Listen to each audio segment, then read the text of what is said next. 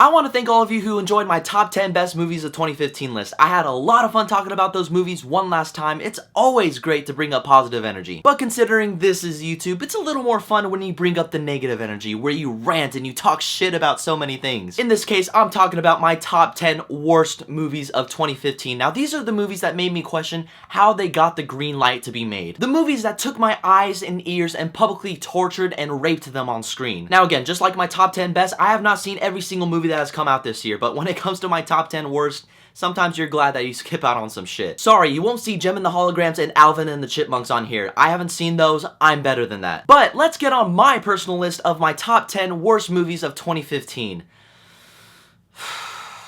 Okay, so number 10. Kicking off the shit list is a murder mystery that could have been so intriguing, but it ended up being boring as shit, and that is The Loft. Now, to my knowledge, this was a remake of a foreign film that was praised upon many critics and won a ton of independent awards. Then they decide to remake it and Americanize it, and it ends up being a complete and utter train wreck. It has way too much overacting, and they execute the mystery in a way where you stop caring even before you get into the halfway point. And it's the perfect example that you should leave foreign films the way they are. I'm looking at you, old boy. Don't do that. Okay, so number 9.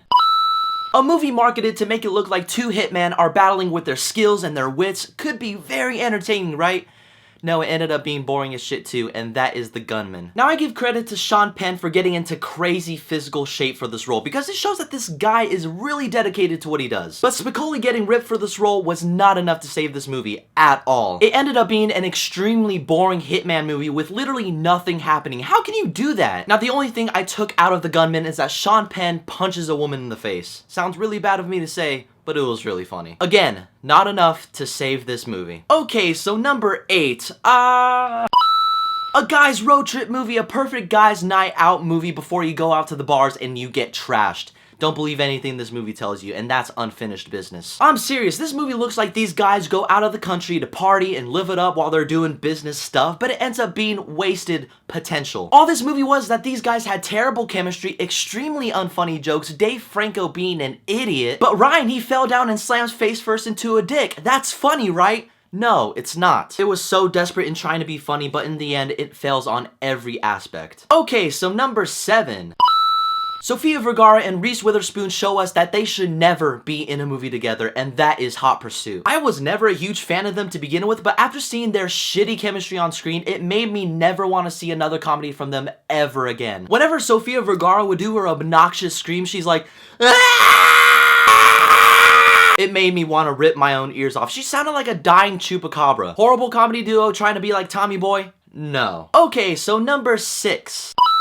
Jennifer Lopez, perfection in the physical form, but again proves to us that she's an abomination in the cinematic world, and that is The Boy Next Door. It's one of those movies where you look at it and you're like, yeah, it looks like garbage, but you ended up watching it anyway on Netflix because you hate yourself and there's nothing else to watch, and you watch it and it's a lot worse than what you expected, and now you want to kill yourself. The acting, the execution, the believability in this movie was not there and never was there. How torturous can this movie get? Okay, so number 5. Fuck! I gave myself a boo-boo, guys. Cry with me. Number 5 is another remake on this list in which the original was praised upon many critics for being a well-crafted movie in the 80s. Now it's 2015 and is another example on why horror movies should not be remade, and that is Poltergeist. Look, the whole point of experiencing a horror movie is that so you can see some scary shit and you can take some of that home with you. That's when you know that a horror movie has done its job right. You won't find it here in Poltergeist. No, instead you'll find a lot of useless material. This movie wasn't in the slightest bit of scary. The CGI was terrible and the kid actors, they're being kid actors. But I will hand it to Sam Rockwell and Jared Harris for at least trying, but come on guys, you're better than this. Okay, so number 4. At number 4 is another horror movie where the original, for me, set a new standard for many horror movies to come. Turns out it could be a franchise where they just pop out shitty sequel after shitty sequel, and that is Sinister 2. This movie was all over the place based on the characters, plot, execution, and at times it had no idea what it wanted to be. Did it want to be a horror movie? Did it want to be a drama? This movie literally had no idea. The whole mystery surrounding the villain was immediately gone at the beginning of the movie, so there's absolutely no interest there. And at a point, you just stop caring altogether, and you laugh because the villain's name sounds extremely close to Butthole. You can't take a guy seriously if his name sounds like Butthole. You just can't. Okay, so number 3. Number 3 had production problems galore, and it worried a lot of fans whether the movie was gonna be good or not. And it turns out our days of extremely terrible superhero movies are not over, and that is Fantastic Four. The drama behind the scenes really show in this movie. It takes every aspect in which you see in any movie and completely destroys it. It had a terrible script, terrible pacing, and Doctor Doom, my god, they fucked this man up. How can you get a villain that inspired the creation of Darth Vader and ruined him in every way, shape, and form? God, the horror of this movie, and God bless the people who have yet to see this abomination. Don't do it. Okay, so number 2, we're almost there. Number 2 is the reason why fans shouldn't write fanfiction based off a terrible story to begin with, and that is 50 Shades of Grey. Now, I work with this girl, and she's a huge 50 Shades of Grey fan, and she keeps trying to convince me that the books are amazing. Cause yeah, there's a huge difference between the books and the movies, and what they do here is an absolute atrocity. You have one of the worst movie couples to ever hit movies based off their chemistry, dialogue, and their acting ability. Everything in the movie was forced. You don't buy these two as a couple, and for me, it makes me not want to read the books ever. Sorry, Julie, if you're watching this, you're never gonna make me read those pieces of shit. Okay, so number 1.